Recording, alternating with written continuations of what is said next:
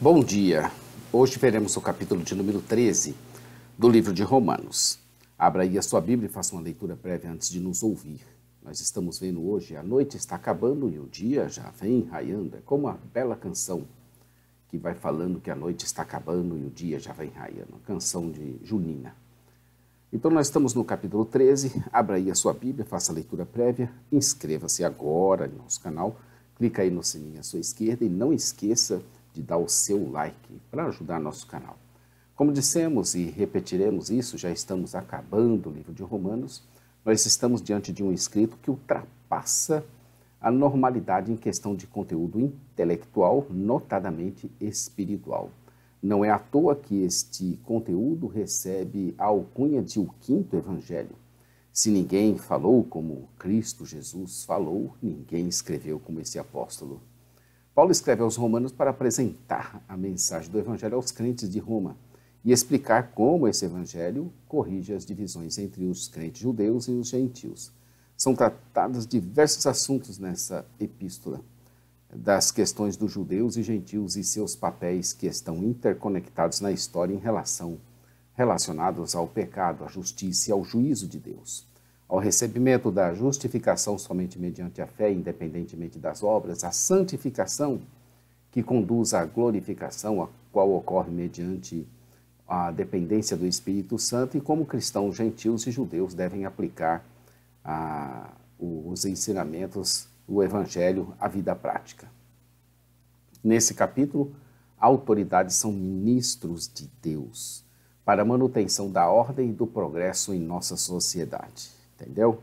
Hierarquia, autoridade, elas existem para isso, não para corromper e nem para usurpar, mas elas são ministros de Deus para a manutenção da ordem e do progresso em nossa sociedade. Precisamos de ordem e progresso.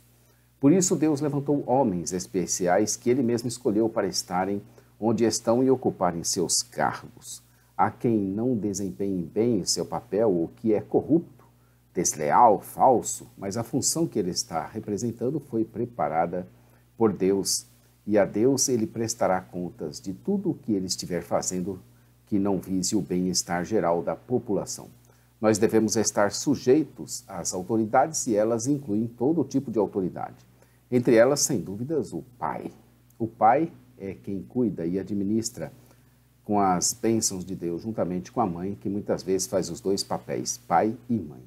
O lar, administra o lar para mantê-lo estável, seguro, direcionado por Deus, produtivo e assim próspero.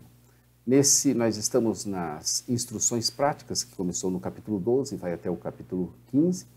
Dissemos que a devoção total a Cristo levará a servi-lo fielmente nos vários desafios que os cristãos enfrentam juntos. Então veremos até o capítulo 15 essas exortações práticas que foram divididas em subseções. Nós estamos na subseção C, que é as responsabilidades políticas e sociais, que abrange o capítulo 13, dos versos 1 ao 14. O apóstolo forneceu exemplos adicionais concretos do que significa fazer o bem perante todos os homens, verso 17, 12 e 17, e ter paz com todos os homens, o 12 e 18, especialmente pela submissão às autoridades civis estabelecidas por Deus e pela vida em santidade e pureza moral. Os cristãos têm uma razão distinta para uma submissão apropriada às autoridades governamentais. O próprio Deus é a fonte da estrutura governamental da sociedade. A rebelião contra essa autoridade implica a rebelião contra a ordenação divina. Quem é do bem e pratica coisas boas jamais vai temer as autoridades, pois elas incentivam o bem comum de todos. As autoridades, então, são ministros de Deus para o nosso bem.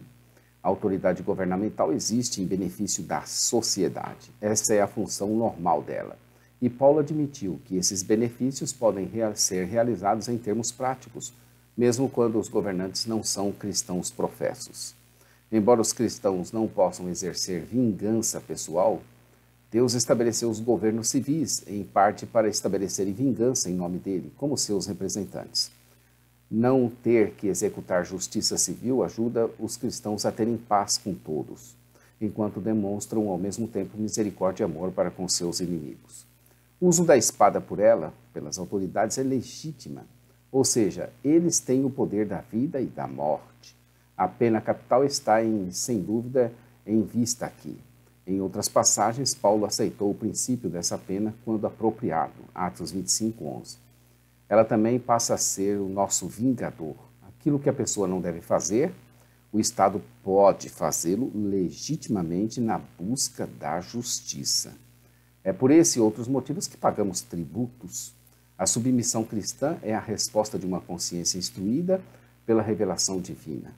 Como a incumbência do governo é divinamente estabelecida e requer apoio financeiro, os cristãos devem pagar seus impostos com a motivação e intenção claras. A carga de pagar impostos se torna um elemento importante da devoção deles a Deus.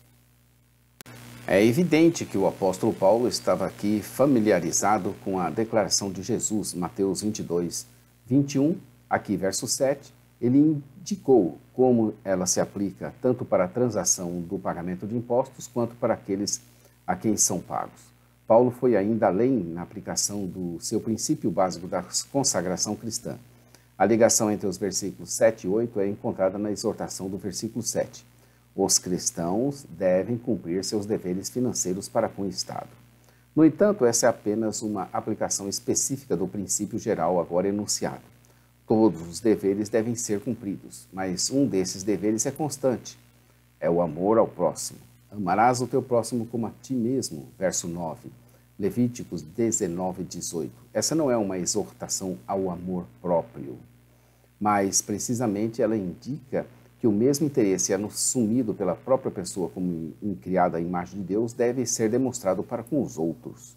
O parecer de Paulo de que amamos a nós mesmos naturalmente implica que o amor próprio é legítimo, na verdade inevitável e contrário a qualquer tipo de masoquismo. O discernimento espiritual está arraigado na apreensão da revelação divina.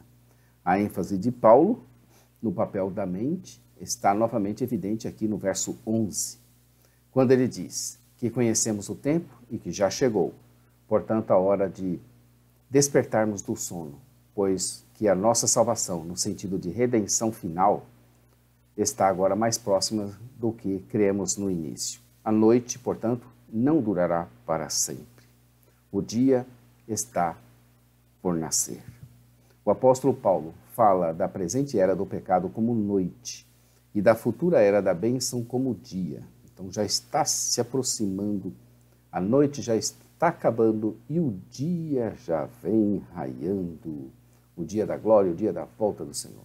Há um artigo teológico na Bíblia de Estudo de Genebra, que você adquire aqui conosco, chamado O Plano das Eras, que está lá em Hebreus 7. Nós recomendamos que você, nesse momento, tendo a Bíblia em mãos aí, faça essa leitura para assimilar melhor esse conteúdo de Romanos 13, que começa dizendo: todo homem está sujeito às autoridades superiores, porque não há autoridade que não proceda de Deus. E as autoridades que existem foram por ele instituídas. Desculpem. E o verso de número 14 diz: mas revesti-vos do Senhor Jesus Cristo, e nada disponhais para a carne, no tocante à sua concupiscência. Concupiscências.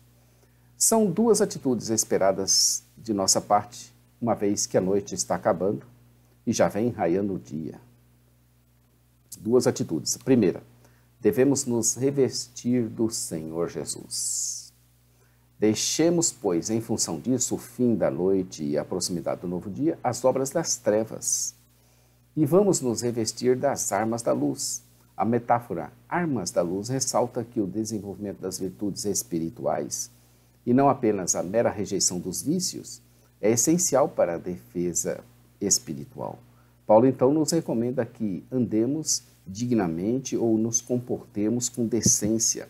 A advertência de Paulo contra o modelo de vida carnal inclui de modo impressionante não apenas os pecados de carne, ou da carne, pecados sexuais e vida desenfreada, mas também as imperfeições insidiosas que podem ser nutridas e até mesmo ostentadas no seio da igreja. Por exemplo, contendas e ciúmes. Aqueles que estão em Cristo devem viver de maneira coerente com a sua nova posição. Em segundo, não devemos dispor para a carne no tocante à sua concupiscências. não devemos dispor nada para a carne. Então, quer dizer que eu posso ou não posso dispor para a carne? Sim, por isso não devo dispor nada para ela. O mundo aí fora, eu não falo das coisas naturais e boas, como trabalho, educação, saúde, governo, lazer, diversão. O mundo que se esqueceu de Deus, nada tem para nos oferecer, senão oportunidades para desenfreadamente dispormos para a carne no tocante às suas concupiscências. Então, duas atitudes esperadas. Devemos nos revestir do Senhor Jesus e não devemos dispor nada para a carne no tocante às suas concupiscências. Amém? Então amanhã estaremos aqui com a liberdade, a caridade e a tolerância do capítulo 14. Esse capítulo 13 foi muito interessante, foi mais curto que os demais capítulos. Você deve ver a parte escrita no jamaisdesista.com.br, a nossa loja virtual semeadores.com.br, lá tem a Bíblia de Estudo de Genebra, nosso programa de rádio.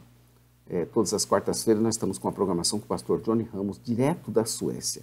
Quarta-feira, 16 horas, radio.osemeadores.com. Sempre aí levando a palavra, meditando, refletindo. O capítulo de hoje foi muito importante, principalmente no contexto atual. Às vezes a gente fala, critica nosso governo, mas as autoridades ali constituídas são por Deus e devemos a elas respeito, elas vão manter a ordem, elas existem para isso. Pode ser que o cidadão que ocupe a posição seja um corrupto, aí nós temos que agir de acordo com a lei, de acordo com a Constituição, para que a gente possa ter um governo justo. Isso nós devemos buscar sempre, fazer nosso apelo, fazer a nossa luta.